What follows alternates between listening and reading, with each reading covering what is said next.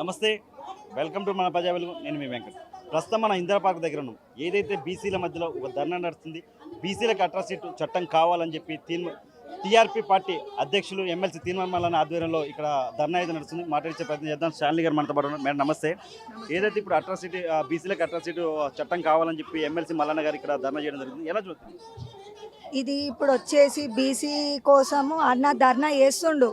కానీ మెయిన్ ఏంటంటే ఎవరైతే మొన్న కుమ్మర అమ్మాయికి ఇది జరిగింది కాబట్టి ఈ యొక్క ధర్నా కానీ ఇన్ని రోజులు అన్న వారం నుంచి పోరాడుతుండు. ఎందుకంటే ఇది ఒక మన బీసీ కుమ్మరామకి అన్యాయం జరిగింది కాబట్టి ఇకపై ఇలాంటివి బీసీ వాళ్ళ జోలికి రావద్దని మన మల్లన్న ఈ యొక్క దీన్ని ముందుకు తీసుకెళ్తున్నాడు. కానీ ఒకటి ఏంటంటే ప్రజలకి తెలియజేయాల్సింది నేను ఏందనుకుంటున్నా అంటే ఆడ బీసీ వచ్చేసి ఆయన వీళ్ళది లవ్ మ్యారేజ్. ఎవరిది? ఈ కుమ్మర ఘటన జరిగింది. ఆమె మాదిగా ఆయనే బీసీ కుమ్మర. కానీ అందులో మెయిన్ గుళ్ళోకి రానియకుండా పోవడము బీసీ కన్నా తక్కువ. కానీ మాదిగానే ఒక అమ్మాయి అని చెప్పి గుళ్ళోకి రానిలే. కానీ ఒక్కటి గుర్తుపెట్టుకోవాలా, గుడి అయినా మనము ముందుకెళ్తున్నా కూడా కులభేదాలు లేకుండా ముందుకెళ్ళాలా. గుడిలో ఒక మాదిగానే అమ్మాయి అని చెప్పి గుడి నుంచి బయటికి పంపించారు. కానీ ఆడ బీసీ ఎస్సీ ఈ ఇద్దరి కోసము వాళ్ళు గుళ్ళోకి వెళ్ళి వాళ్ళని బహిష్కరణ చేసిరు. సరే, ఇది ఎందుకు ఇట్లా చేసిరు అని చెప్పి ఆ కుమ్మర అమ్మాయి ఖండిస్తే, నువ్వు ఎందుకు ఇట్లా ఖండిస్తావు అని చెప్పి వాళ్ళ మొగుడిని కొబ్బరికాయ రూమ్లో తీసుకెళ్ళి కొట్టి కొబ్బరికాయ రూమ్లలో కొట్టేసి దౌర్జన్యంగా ఆ మనిషిని ఎట్లా పడితే అట్లా కొట్టడం ఇది కరెక్టేనా? సమాజానికి మనం ఏమి మెసేజ్ ఇస్తాము? ఇది మన తెలంగాణ రాజ్యాధికార పార్టీ, మనం ఐకమత్యంగా ఉండాలా. కానీ ఇప్పుడు కూడా నువ్వు మాదిగోడివి, నువ్వు మాలోడివి, నువ్వు ఇట్లా ఈ కుమ్మరోడివి, సాకలోడివి అని చెప్పుకుంటూ పోతుంటే మనలో ఐకమత్యం లేకుండా పోయింది. కానీ ఒక్కటి చెప్తున్నా, ఎవరైతే పాపం ఆ కన్న తల్లి కడుపును పోగొట్టుకుంది, మేము ఇవాళ ఎన్ని ధర్నాలు చేసినా ఆ కన్న తల్లి వేదన అనేది మేము తీసుకురాలేము. కానీ ఒక్కటి గుర్తుపెట్టుకోవాలి, రేవంత్ రెడ్డి ఇంత జరుగుతుంది కానీ రేవంత్ అన్న స్పందించట్లేదు. ఏమనంటే కాంగ్రెస్ నాయకులు అందరు కలిసి ఏమంటారు, ఆక్సిజన్ అందక ఇంకోటి ఇట్లా అయ్యిందని చెప్పి బూటకం మాటలు చెప్తారు. కానీ ఇది కరెక్ట్ కాదు. ఇప్పుడు రూలింగ్ పార్టీ మన కాంగ్రెస్ ఉంది అని చెప్పి పోలీసులు కానీ ఎమ్మెల్యేలు కానీ ఎవరైనా వాళ్ళకి మద్దతు ఇస్తారు. కానీ అది కరెక్ట్ కాదు. ఏ మనిషికైనా ఒక సాటి మనిషికి ఏదైనా అయితే మనం తెలంగాణ అంతా ఐకమత్యంగా ఉండాలి, కుల భేద అనేది ఉండొద్దు. కానీ నా నుంచి నేను ఏం చెప్తున్నా అంటే, ఒక మహిళ అధ్యక్షురాలు తరపు నుంచి మహిళకి జరిగింది ఇది అన్యాయం. కానీ అందుకే మహిళలు అందరూ మేల్కోవాలి. ఎందుకు ఇట్లా అవుతుంది? మన బీసీ ఎస్సీ ఎస్టీకి ఇలా ఎందుకు అవుతుంది? ఒక దిశకి అమ్మాయికి ఇట్లా అయ్యింది. రేపైతే ఏం చేసిర్రు, ఒక రెడ్డి అమ్మాయి అని చెప్పి వెంటనే కేసీఆర్ ఎన్కౌంటర్ చేపించేసిండు. కానీ అది కరెక్ట్ కాదు. అయితే ఇవాళ మరి మాదిగా అమ్మాయికి జరిగింది. మరి ఏం చేస్తున్నావురా నువ్వు రేవంత్ రెడ్డి? నువ్వేం చేస్తున్నావు?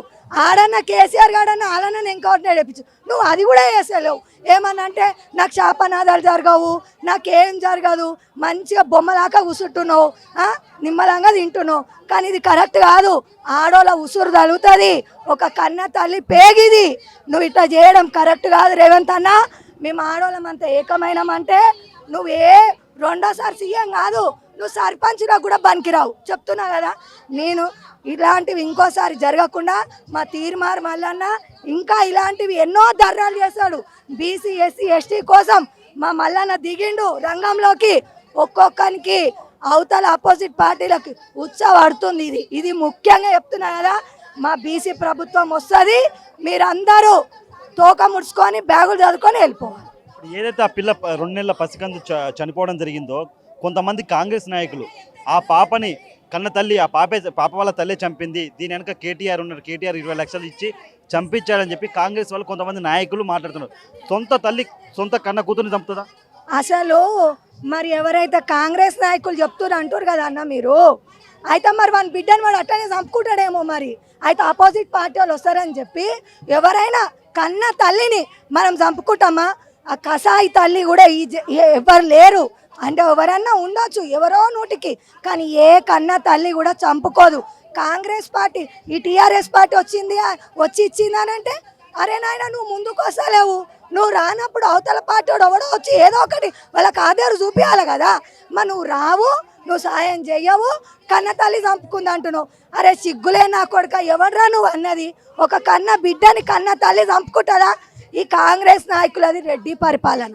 వాళ్ళది ఎట్లుందంటే కళ్ళు నెత్తికెక్కి కావురం బలిసి ఇట్లాంటి మాటలు మాట్లాడుతారు, కానీ ఏ తల్లి కూడా చంపుకొని ఇవాళ ఇన్ని రోజులు ఆ అమ్మే తిండి తిప్ప లేకుండా ఏ పార్టీ నాయకులు వాళ్ళతోటి రోడ్డు మీద కుసుంటుంది. ఎందుకురా ఆమెకు బాధ? సిగ్గు లేదురా మీకు? అననీకైనా కన్న తల్లి చంపుకుంటుందా? ఎక్కడన్నా ఒక చిన్న పిల్లని అంటే మీ పార్టీ ఇట్లా మలుపుకుందామని చూస్తున్నారు, కానీ జనాలు ఏం పిచ్చోళ్ళు గారు, తెలివి ఉంది. ఇక అరే నువ్వు మొన్న సర్పంచ్లకు గెలిచినవేమో అని మురుస్తున్నావేమో, ఈ మున్సిపాలకు గెలిచినావని మురుస్తున్నావేమో, కానీ ప్రజలకు తెలివి ఉందిరా. ఎందుకంటే ఇది రూలింగ్ పార్టీ. అరే గమ్మున పనులు చేపించుకుందామని గెలిపించుకుంటారు. అరే ఎమ్మెల్యేకి వచ్చినప్పుడు నువ్వు ఇప్పుడు జిహెచ్ఎంసీలో కూడా నువ్వే గెలుస్తావురా, ఎందుకంటే పనులు చేయించుకోవాలి కాబట్టి. ప్రజలకి అంతో మాత్రం తెలివి ఉంది, నీకే తెలివి ఉందని కాదు, అందరికి ఉంది. నెక్స్ట్ సారి సీఎం నువ్వు రావు, అట్లీస్ట్ ఒక సర్పంచ్ కూడా రావు. వేస్ట్ నా కొడుకు. నా దృష్టిలో అయితే మా మహిళలు అయితే నేను అమ్మ నా బూతులు బస్సు ఇచ్చినావు, కొట్టుకొని సావు రే అన్నావు, కొట్టుకొని చచ్చిస్తున్నాం. ఓ బంగారం ఇస్తా అని చెప్పినావు, ఏమి ఇచ్చినావురా? ఏమీలే. నీ పిల్లలకైతే మంచిగా విఐపి దర్శనాలు మంచిగా తీసుకొని పోతున్నావు. మీకు ఓట్లు వేసిన వాళ్ళని విఐపి దర్శనం చెప్పిరా, అది గొప్పతనము. నా రాజకీయుడు అంటే ఎట్లుండాలంటే ఇంట్లో వాళ్ళకి విఐపి దర్శనాలు కావు, ఆ మహిళలకు అందరికి ఎలాంటి ప్రాబ్లం రాకుండా చూసుకున్నోడే రాజకీయుడు. ఎవడైనా సరే, ఏ రాజకీయుడైనా సరే మహిళలకి ఎటువంటి అన్యాయం జరగకుండా పోతేనే మా దృష్టిలో నిజమైన రాజకీయుడు, అంతే.